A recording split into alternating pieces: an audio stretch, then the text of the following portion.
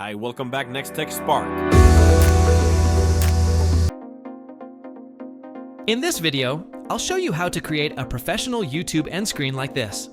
End screens are crucial because they help guide viewers on what to do next, whether it's watching another video, subscribing, or checking out a playlist. Why does this matter?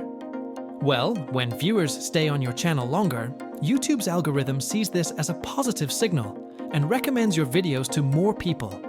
This can lead to more views, better engagement, and faster channel growth. A well-designed end screen keeps your audience engaged and encourages binge watching, which is exactly what you want. You can add elements like a subscribe button, recommended videos, or playlists to make it easy for viewers to continue watching. To create a high-quality end screen, one of the best tools you can use is Canva.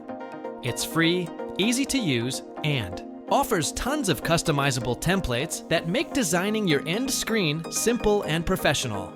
So, in this tutorial, I'll walk you through the exact steps to design an eye-catching YouTube end screen using Canva. Let's jump in and get started.